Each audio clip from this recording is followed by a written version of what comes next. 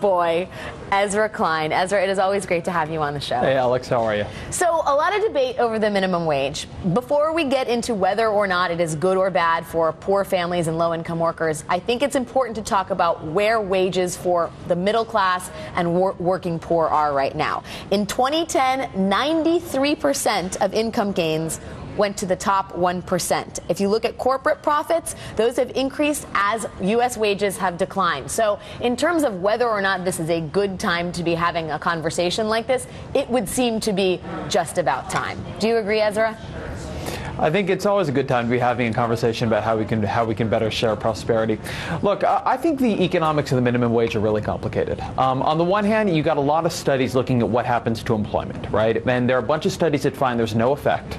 And then there are a bunch of studies actually that find there's a very small negative effect. And now you can sort of pick which ones you believe. I think both have good points behind them. But maybe the small negative effect is worth it at times. Because here is the best argument for the minimum wage. Here's why you want to do something like this, if indeed you do, which is that, as you mentioned, corporate profits have gone way, way, way up. And over the last 40, 50 years, worker power, as manifested in large part through labor unions and other mechanisms, has gone down. That is what you were seeing there. What you were seeing is that corporations are very profitable, but they are not feeling the need to share as much of those profits with their workers. Now, the minimum wage is one way that we give workers with very little bargaining power, because those folks making minimum wage, they have the least bargaining power in the entire economy. There's one way we give them, that we essentially make the government their leverage. We say they need to get at least this much of the profit. And if we don't see a huge disemployment effect from that, then it's probably a pretty good idea. Now, yes, to Marco Rubio's point, to Speaker John Boehner's point, it is not a holistic solution to the problem of skills in the economy or to the problems of our economy.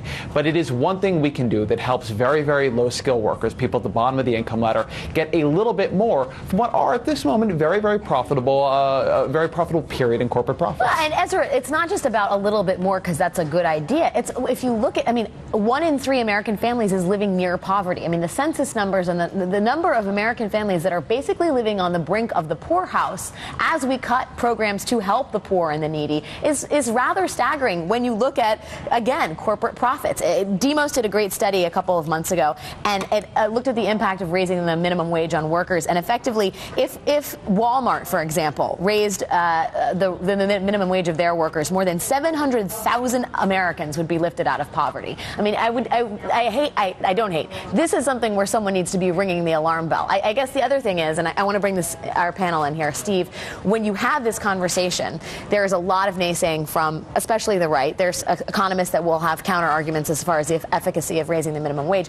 But it prompts a discussion as far as what the GOP has on offer in terms of lifting people out of poverty. The reflexive opposition you're hearing there, from Boehner, and then even the philosophical opposition to the concept of the minimum wage you're hearing from Marco Rubio, not surprising at all that this is where it's starting. Obama has put out the call for an increase, and this is where the Republicans are starting.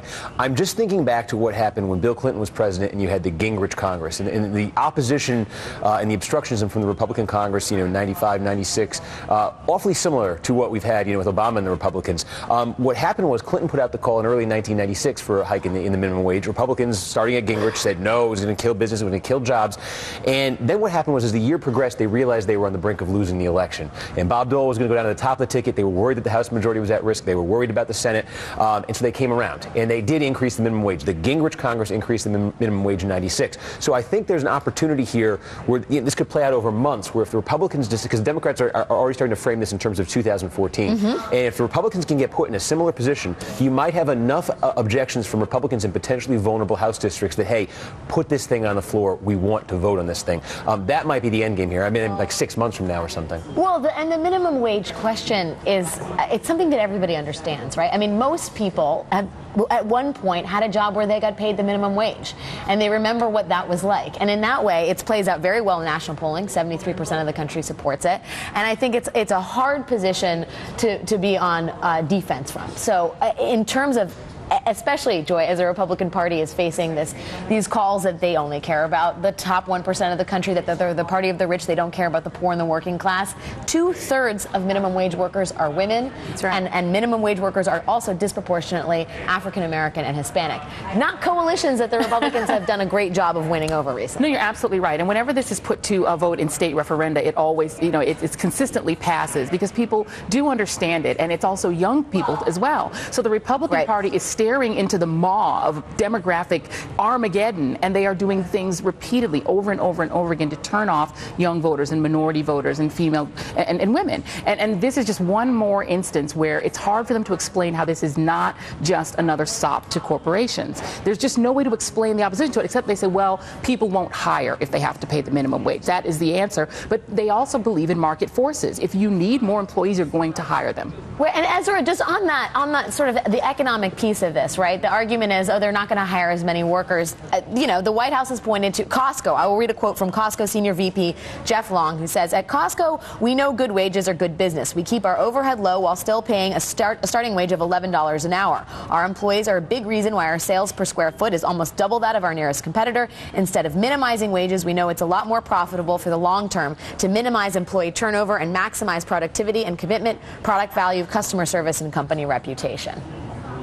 I think Costco's labor strategy and their general strategy is phenomenal. They're a wonderful company. And to your point about Walmart, Walmart is an enormously profitable, huge company. They're not going to have any problem with a minimum wage increase. The people you get into trouble with are very small businesses working on very, very low margins. At that point, you do see them, and you see some larger businesses moving towards more machines, more automatic tellers, things like that. You do get into problems. We shouldn't suggest that these policies are costless. That said, one thing that is very important here is the Republican Party has driven the Obama administration into this particular policy, right? The Obama administration's favorite policy to do this was the Making Work Pay tax credit, which is a big tax credit which does not have to come out of the pocket of small businesses and makes work much more profitable, hence Making Work Pay. It acts as a minimum wage through the tax code.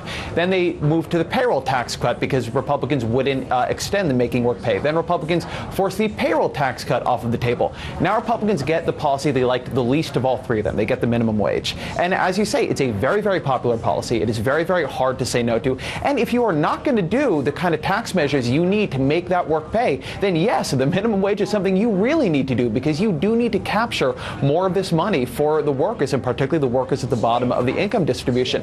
I don't want to say there are no problems with the minimum wage, but it is better than nothing. And at the moment, Republicans have basically said it is this or it is nothing. Ezra Klein helping us unwind a very starting to unwind a thorny situation. Thank you as always, my friend. Thank you. Coming up, President Obama put climate change and energy reform front and center during